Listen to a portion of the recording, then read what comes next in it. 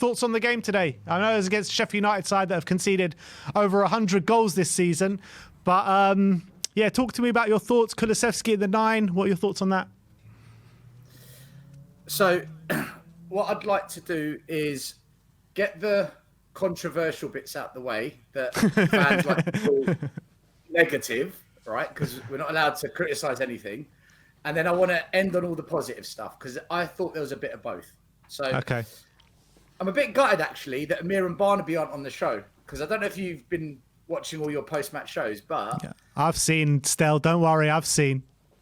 Right. I made a bet with Amir. Amir, I want to see you soon. What was the bet? The bet was... Because I was saying that I'm absolutely done with Timo Werner and Brennan Johnson. I don't want to hear it. And he said to me, but Stel, give it a chance. And I said, okay, I'll tell you what. We've got Newcastle, Arsenal, Chelsea, Liverpool, Man City coming up. If they turn up against those teams, I'll come on We Are Tottenham TV, hold up my hands and publicly apologise to everyone. And Amir, I'll apologise to you. And then he leaned over, he hugged Barnaby and said, we got him, we got him. Well, what happened in those next games? Werner did nothing, then got injured. Brennan Johnson, missing. So the bit I want to get out of the way, guys, I get all the faulting GAs and Werner's best dribbling and crossing, blah, blah, blah. We play with an attacking 3. If you cannot score goals as an attacking forward in this system, and if you can't do it against the top 10 teams, which 80% of the time they fail to do, you're not good enough. You just sat there telling us about Son. He's broken another record, apparently. He's in the top 5 or 6 Premier League players for something, right? Yeah. That's what we need. And he hasn't even had a good season. We need to really bring in the kinds of players that this club deserves and we as fans deserves. And we've had them in the past. Klinsmann, Sheringham, Defoe, Keane, Berbatov, Kane, Son. That's the calibre we need. I'm not on board with Brennan Johnson. I stick to what I said when it got clipped on this channel and everyone came for me.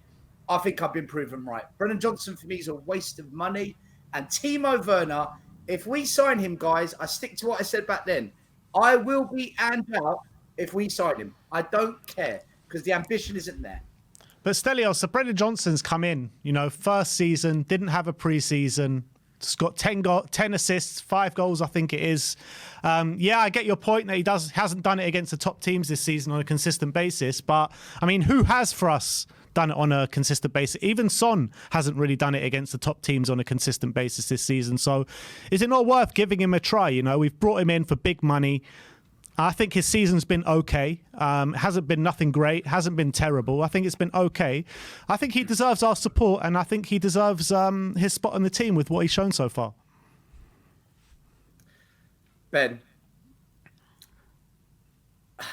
Oh, my goodness me. This is why Ben Davies is still here for 9 years. This is why Eric Dyer was here for 10 years. This is his first season, Stelios. His first season. I've seen enough. I've seen enough. The guy doesn't have the dribbling ability. He doesn't even miss half decent chances. He misses from 2 yards out, this guy. Another big miss today. He does it all. And Sheffield United, you just said, they've conceded over 100 goals and he can't score a pretty straightforward chance that a half decent forward should be putting away. Look, if the fan Who's base to say he can't improve though, Stel? Like Heung-min Son in his first year, a lot of Spurs players wanted to sell him after the first year. Mate, when you spend £50 million, you've got to be oven ready. Look at Van de Ven. We spent 45 million. Look at what we've got. When you spend that kind of money, you don't spend big money so that we can wait, we can be patient, let's see what happens. You spend big money, and within the first 2 or 3 months, you want to see that this player's got something about them. Mickey van der Ven's shown it to us. Romero, 50 million. Took him 2-3 months. Look at the kind of player we've got. When you spend big money, you can't be doing that and then saying, right, we've spent a lot, give him a chance, be patient. I'm not having it. You were never going to convince me. Still, where I'm at with it with Brennan Johnson, I want to see us sign another right winger that comes in better than Brennan Johnson, that comes in and ahead of him in the pecking order, right? That's what I want to see happen this summer. But I don't think it's right to just completely just cast him aside and say, oh, he's not good enough. He can grow into that role, and I want to see him fight for his spot next season in the team. And I think we need to sign a starting right winger in the summer. That's where I'm at with it. I've had 25 years of Levy. I had 10 years of Sir Alan Sugar. I was even old enough to remember 5 years of Irving Scholar. I'm done with the patience and waiting, Ben and Sim. I guess it depends where you're starting from, okay? You guys are younger than me. Maybe you've got a bit more patience in the tank. My tank's empty, guys. I'm moving over to electric power. I can't wait anymore. I'm transitioning. I want this club this summer to say, right, let's start fixing our issues with some top players. And the ones that aren't at the level that none of our main rivals would buy, start phasing them out. Look, if Brennan Johnson comes good, I'll come on this show next year, hold up my hands and do it all again. But I haven't been there yet because so far I'm being proven right with this guy.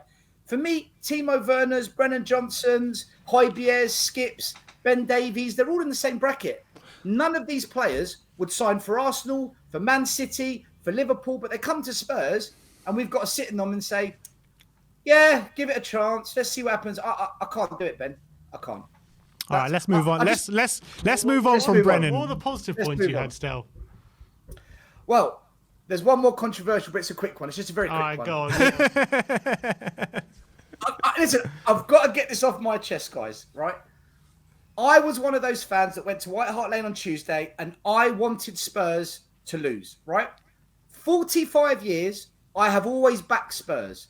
No matter how crap we've been, how good we've been, I've always backed us. 99.9% of my Spurs life, I've always wanted us to win.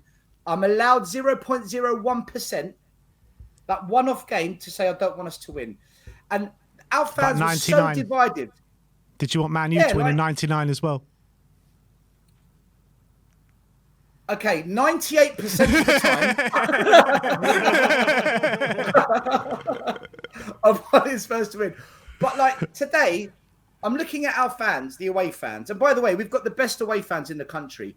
No Big Six club wins nothing, but yet gets the full backing of the fans every season the way ours do. We back this team every single year and we win nothing. That is what you call the best support out there. And they were in the stand today and they were all singing, Bottlers again, ole, ole.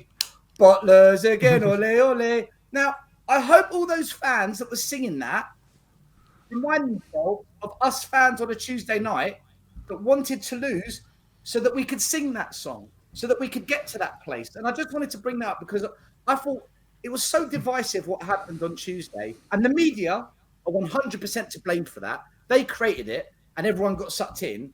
But I just wanted to remind all Spurs fans, you know, we're singing today, we're celebrating, the memes are out there against Arsenal, we're laughing at Arsenal.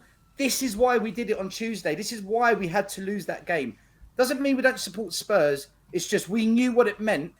If them scumbags from South London lifted the trophy today, it would have been horrendous. So, okay. Stel, given Villa's result today, is there any regrets about Tuesday? No, not at all, Sim. Because you know, I'm one of those fans that believes in stepping stones, and with Ange, with no patience, want him to do what Poch did. No patience for pieces that don't belong in the pathway, and Brennan Johnson doesn't belong in that pathway. But I believe that we should try and win an FA Cup and a Carabao Cup, and we should win those first before we challenge for the league. And likewise, I think we should try and win a European Conference League and a Europa Cup before we go for the Champions League, because that was a mistake we made under Poch. And if we're going to try and do the Poch thing again, which is what I'm guessing Ange is here for, to see if we can repeat that process but get it over the line, then let's try and pick up a domestic cup. Let's try and win a Europa Cup. Let's establish ourselves as winners and then say, okay, now go for the league. Now go for the Champions League. I don't want to make that big leap. So I'm actually really happy that we're in the Europa Cup, because I think that's the right next step for us as a club. We weren't in Europe. Next step is get back into Europe. Let's see if we can do well there and then make the jump afterwards. So, Sim, you're right. By the way, big up to Oliver Glasner. What a manager he's proven to be at Crystal Palace. Like phenomenal job. So yeah, look, I'm okay with fifth, guys. I think it's the best thing for us. I know we might not have as much money to buy players, but as a step-by-step process, I think it's the right way forward. I mean, do you agree with that, or do you two would have wanted to see Champions League? I mean, I think everyone wants to be in the Champions League. You always like dining at the top table. But I've been saying for the past 3 months now that I'm happy with Europa League football. I think it's where we're at the moment. I think it's a competition where we can realistically win when you're looking at the teams in it next season. No dropouts from the Champions League as well, which is going to be massive. So I've got no problem with being in the Europa League next season whatsoever. I really don't. Are you the same, Sim? Yeah. I wanted Champions League. I wanted us to try our best to get in there, but at the end of the day, we weren't good enough. The collapse at the end of the season has shown that. And I'm not disparaging Europa League. I think Europa League is a good competition to win. And if we can win it next season or give it a really good go, I'm more than happy with that. To be honest, obviously, the fact that Villa lost means we could have got it on the final day. We probably would have got it on the final day. It would have been a different case though if we would have won against Man City though. It would have been, but the score was 5-0. It wasn't close. So maybe it would have been like because John McGinn was hungover. That's why. Yeah, probably. You're right. It probably would have been a different game, but still, I wouldn't have put it past Palace to win that, even if Villa were at full strength. So. So it is what it is. I'm for one. I'm happy being in Europa League and having Arsenal not having their first title in 20 years, rather than the opposite. So no regrets. No regrets. Stel, just one more thing on the whole title thing this season. Did you see all the clips going round of the trophy rehearsal at the Emirates yesterday? What an embarrassment of the highest level! How dare Arsenal fans call us shameless for wanting us to lose when they're practicing lifting a trophy that they didn't even lift? I mean, you can't write this. What planet are they on? Anyway, look, we know what they're like. Let them have their fun and games. And also, all these people are coming out saying like this whole thing is unprecedented. No one's ever wanted a team to lose before. I mean, I saw clips yesterday online of Liverpool back in the early 90s at Anfield against Blackburn, cheering on Blackburn goals at Anfield because they didn't want United to win the league. I mean, this happens. This happens, guys, in rivalry. Arsenal Fan TV, when Arsenal played Chelsea in the Europa Cup final and we played Liverpool in the Champions League final the same week, everyone on Arsenal Fan TV said we would rather lose to Chelsea in a European final than see Tottenham go and beat Liverpool. We would take a loss against Chelsea if it means Spurs losing to Liverpool. They are hypocrites. They are all hypocrites. I don't care what they say. I've seen it all.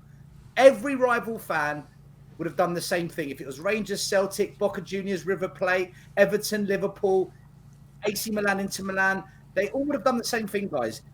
We just can't live, especially if you live in North London like me, your neighbours, going to work, the high streets, cars right now would be beeping around, red flags, red smoke bombs. Mate, I can't. I live in enough pain supporting Spurs to have that as well.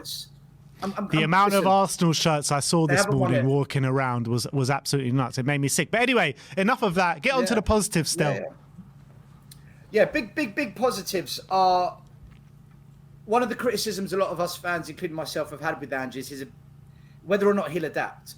And none of us have said Ange out. Well, I know I haven't, but I've said, Ange, you've got to adapt to certain moments in games and to certain teams that we play against. We can't just play exactly the same way. I'm not saying don't play possession football. I'm not saying don't play with wing backs inverted. What I'm saying is sometimes just invert one wing back instead of two. Sometimes drop your high line a little bit further back. Just adapt it to the games that we play when we are up against different opposition with a different plan of beating us.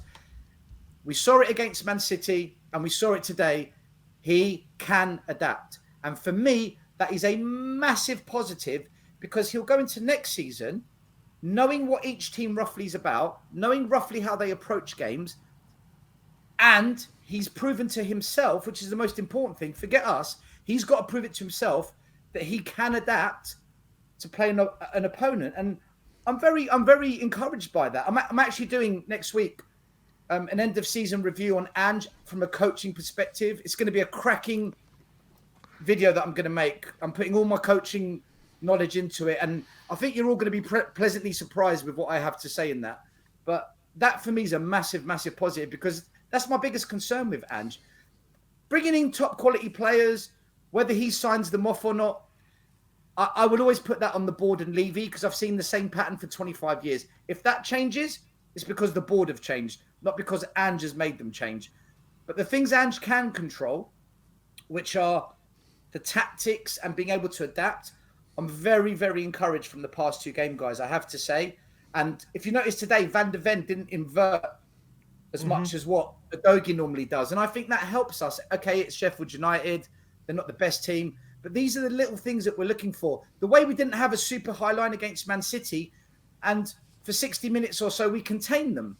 You know, that's a promising sign. If we can add some real creativity, some clinical finishing across the front three and a commanding midfielder, suddenly we're a challenge for pretty much most teams. Whether we can sustain, it's a different story. You need a big squad for that, and that's going to take us a few years. But his ability to adapt, guys, I'm really happy to see it, because I needed to see that, because I was beginning to lose faith with it, if I'm honest with you. So Stel, if you take this Ange's first season now, if you take it all as a whole, what are you marking it out of 10? What are you giving his first season out of 10?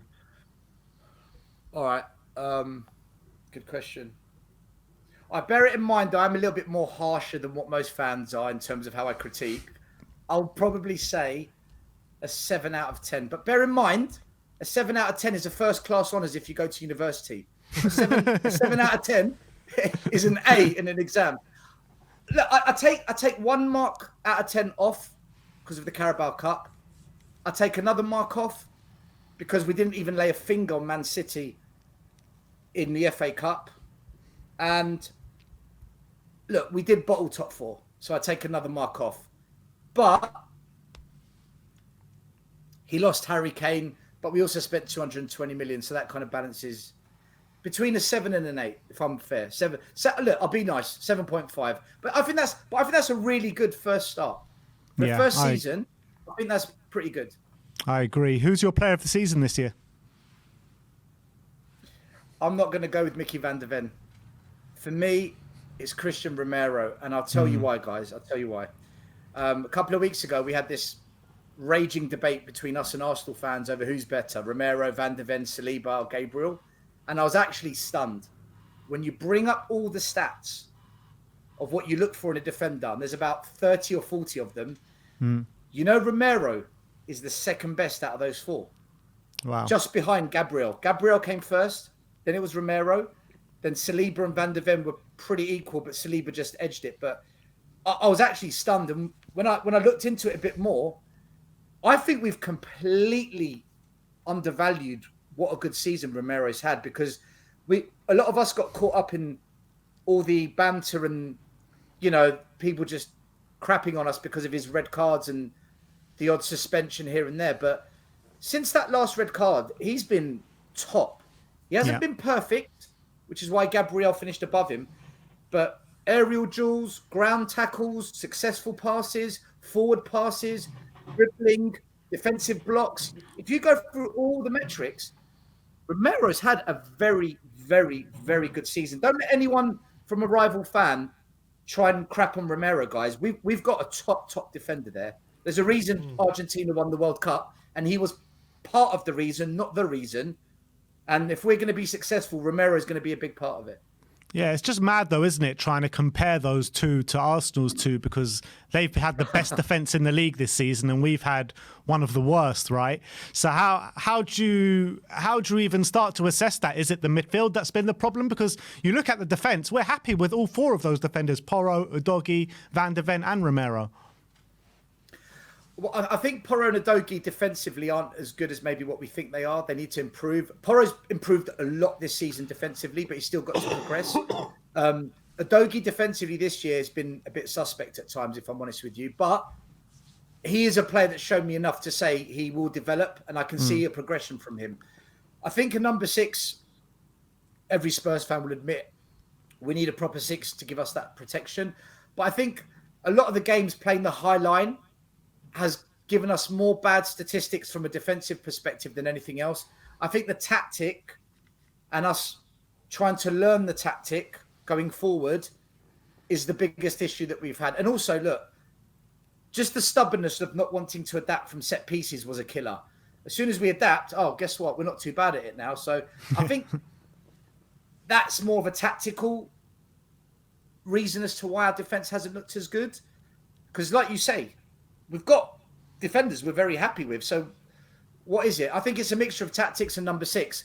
If we get a number 6, and as Ange has proven now he can adapt, I fully expect our defensive stats to be much, much better next season.